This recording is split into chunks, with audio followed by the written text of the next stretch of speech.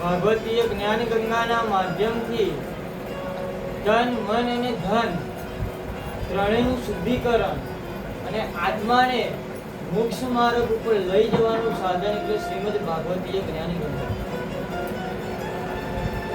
પરીક્ષિત મહારાજ અને સુખદેવજી મહારાજ વચ્ચે જે સંવાદ શરૂ છે એનો આજે ચતુર્થ દિવસ છે. ચતુર્થ દિવસનો મંગળમય પ્રારંભ થાય પણ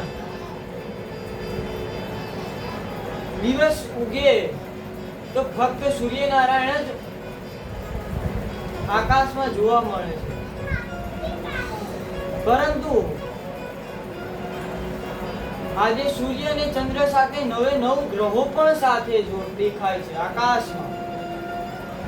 આકાશમાં નવે નવ ગ્રહો દેખાય છે. એટલે સૂર્યનારાયણ ભગવાનને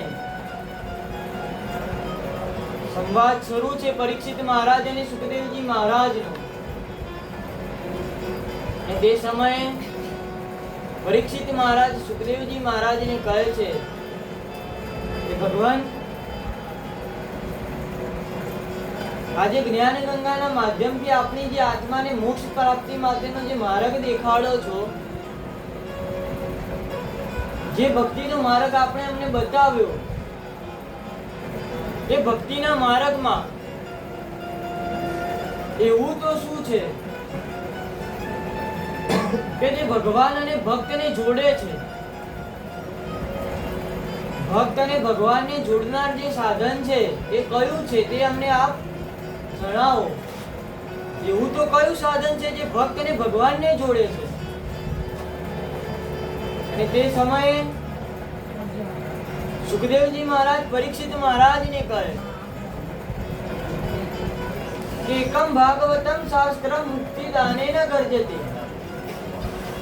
એટલું ભાગવત જ એક શાસ્ત્ર છે જે આપણને મુક્તિ પ્રદાન કરી શકે છે.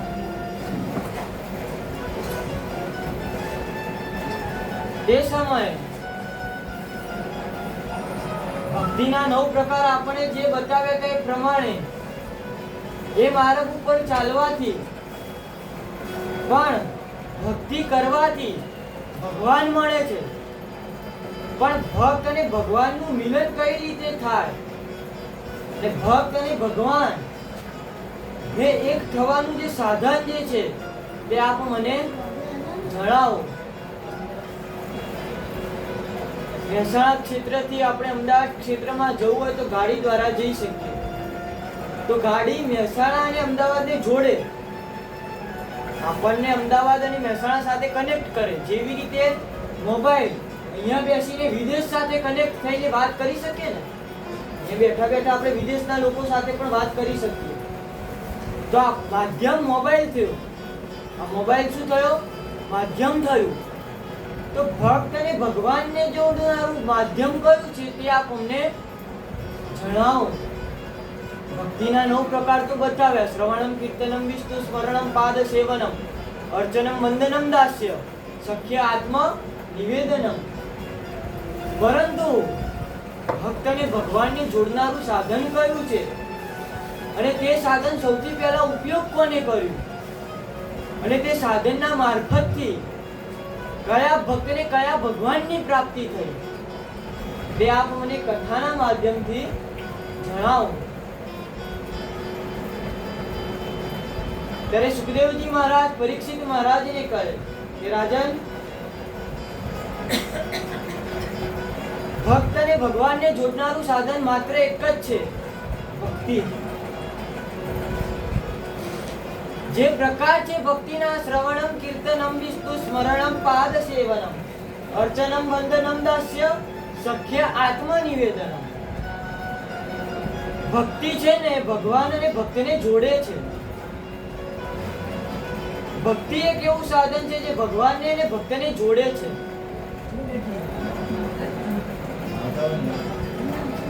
સુખદેવજી મહારાજ કહે કે ભક્તિના મારફતથી ભગવાન અને ભક્ત કનેક્ટ થાય. આપણી ભાષામાં કહીએ તો કનેક્ટ થાય, તાર કનેક્ટ થાય. જેમ ઇન્ટરનેટ મોબાઈલ સાથે કનેક્ટ થાય છે ને, ઇન્ટરનેટ મોબાઈલ સાથે કનેક્ટ થાય એ જ રીતે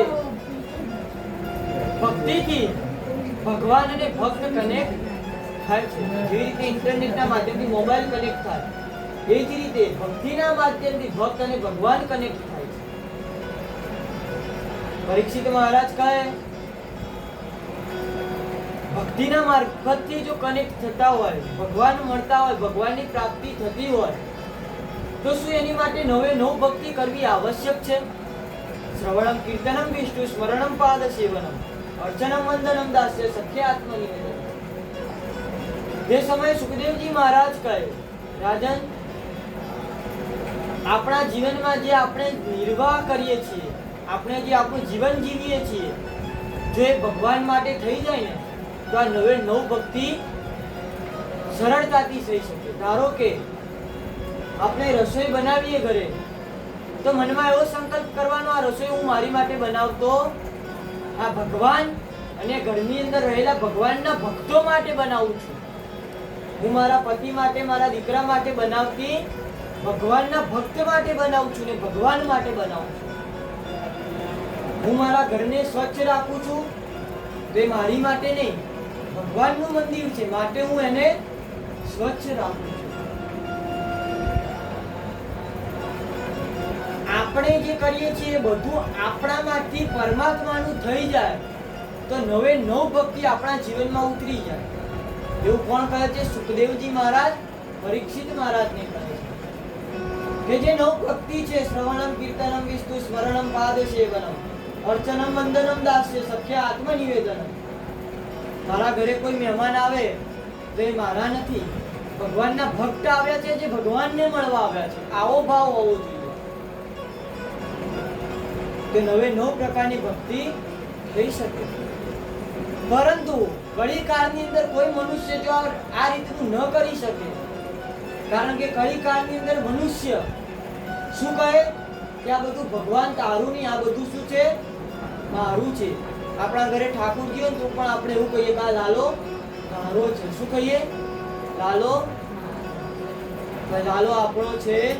લાલો તો સમસ્ત જગતનો છે, ભગવાન તો આખા વિશ્વના છે. આપણે શું કહીએ? ભાગવતજી અમારા ઘરે છે. શું કહીએ? ભાગવતજીની કથા અમારા ઘરે છે. ભાગવતજીની કથા આપણા ઘરે છે. ભાગવત તો સર્વની છે, માટે લખ્યું સત્યમ પરમ ધીમહિ.